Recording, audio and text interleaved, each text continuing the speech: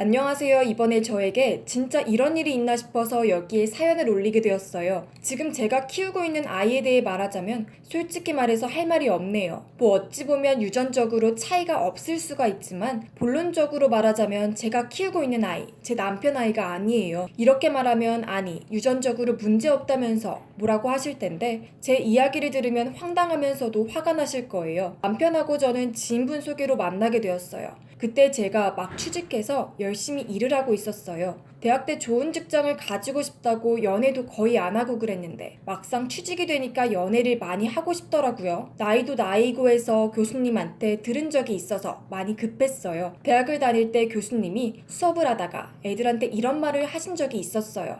잘 기억은 안 나지만 대략 내용이 여자는 결혼하기 전에 남자를 알아야 하는데 바로 연애를 많이 하라는 말이었어요. 그리고 대학 다닐 때가 연애하기가 제일 좋다고 말했어요. 지금 생각하면 나쁜 말은 아니에요. 그렇게 남자를 알아가는 것도 나쁘지는 않지만 당시에 저는 소심한 것도 있고 그렇게 남자한테 크게 관심이 없었어요. 그래도 대학교 때 2번 정도 연애는 했는데 2명 다 군대 갈 때 깨졌어요. 정확히는 제가 차였어요. 그렇게 저는 한동안 연애를 안 했어요. 그렇게 무료하게 보내던 어느 날 지인분이 집에 와서 부모님과 대화를 나누고 계셨어요. 그러다가 퇴근한 저를 보더니 굉장히 많이 반가워하셨어요. 저도 어릴 때부터 본 분이라서 많이 반가워서 인사를 드렸어요. 내가 못 본 사이에 숙녀로 자랐네.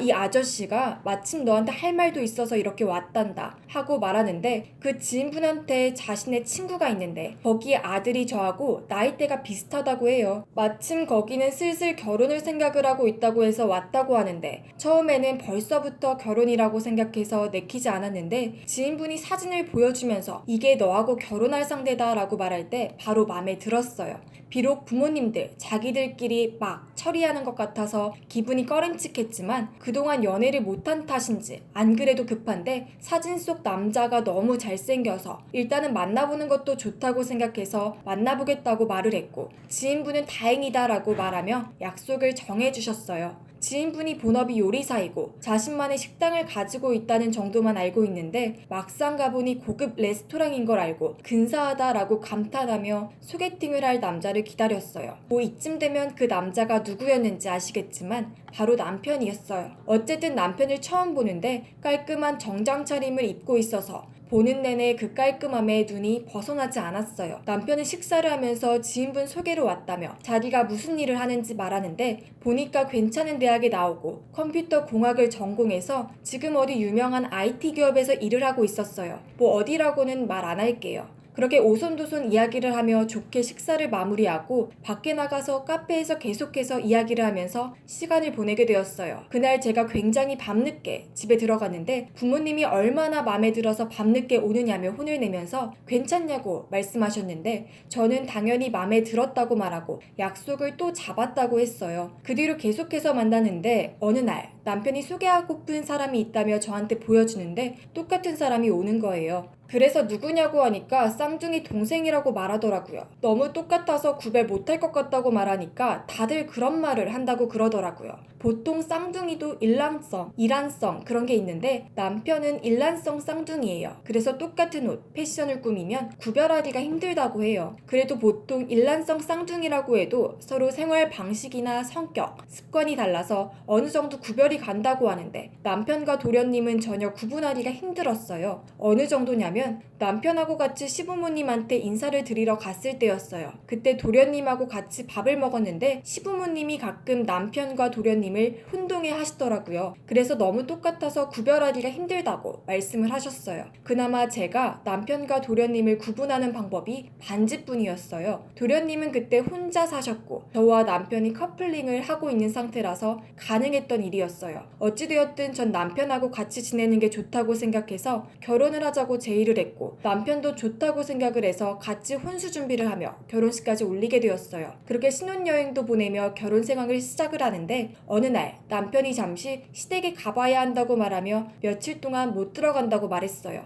회사에서 건강검진을 받았는데 저한테 결과를 안 말하고 안 좋은 표정으로 한동안 보냈었는데 전 아마 요양 때문에 그런 거구나 라고 생각을 했어요. 그래서 저는 알겠다 하며 외롭게 보내다가 남편이 돌아왔는데 왜인지 좀 어색하더라고요. 뭐지 하며 이리저리 살피는데 커플링 반지는 끼고 있는데 말하는 게 뭔가 남편스럽지 않은 부분이 조금 있었어요. 하지만 그래도 습관이나 그런 게 남편이라서 별 이상 없이 넘어갔고 같이 지내면서 아이를 가지게 되었어요. 그러자 남편이 자기가 출장을 간다며 말하는데 저는 아무리 그래도 애가 있는데 이러는 게 어딨냐고 하면서 그래도 회사에서 해달라고 부탁을 사정사정했다는데 뭐 별수가 있나요? 그래서 출장을 가고 한참 동안 집에서 혼자 있다가 남편이 돌아오는데 이번에는 그래도 친근감이 느껴지더라고요. 이때 의심을 했어야 했었어요. 그 전에는 분명 남편인 것 같은데 가끔 남편이 하지도 않은 습관이 보여서 이상했거든요. 그래서 뭐지 하며 요즘 이상이 있나? 라고 생각을 했는데 출장을 갔다 오더니 그런 게 안 보여서인지 그런 생각은 사라지더라고요. 그렇게 해서 남편하고 같이 행복하게 지내고 있었어요.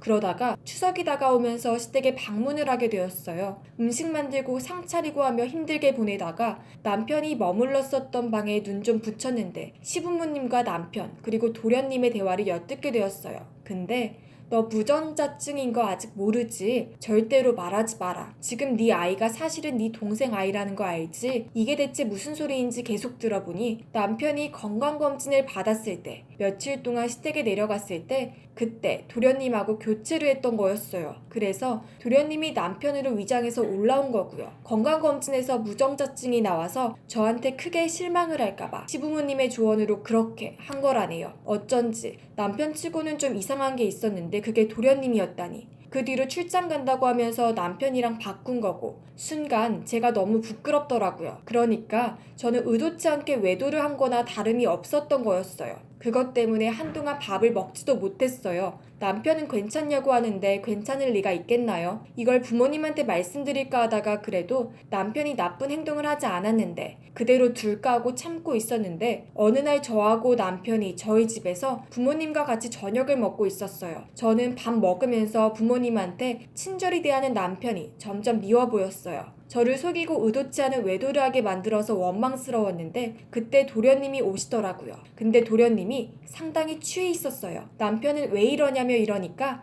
여자가 없지 라고 말하며 돌려보내려고 하는데 형 이러면 안 되지. 나 덕분에 이 결혼 유지되는 거잖아 라고 말하며 그동안 있었던 일들을 다 말하는데 전 그걸 들으니 속이 후련하더라고요. 이제야 부모님한테 그 사실이 전해져서 다행이라고 말이라고요. 부모님은 대체 무슨 일이냐며 손주가 남편 아이가 아니냐며 추궁을 했고 저는 그제야 저도 이 이야기를 들었고 그것 때문에 밥을 못 먹었다며 죄송하다고 빌었어요. 그때 남편의 얼굴이 상당히 많이 경직이 되어 있었어요. 결국 남편은 아버지한테 멱살을 잡히게 되었고 정말 무정자증인지 비뇨기과에 가서 확인하니 정말 무정자증이었어요. 심지어 아예 정자가 안 나오는 심각한 상태였어요. 남편은 싹싹 빌며 한 번만 봐달라고 말했지만 이미 늦어버렸어요. 뒤늦게 시부모님이 오셔서 제발 이러지 말라며 아이는 그래도 쌍둥이인 도련님의 유전자도 남편하고 같을 테니 사실상 남편의 유전자를 이어받았다고 생각하라고 하는데 유전자는 유전자고 사람은 사람이잖아요. 저는 어림없다고 딱 잘라 말하며 그분들의 제안을 거절했고 전 사기결혼, 사기죄로 고소까지 했어요. 그리고 이혼 소송을 하여 양육권 가지고 싸웠어요.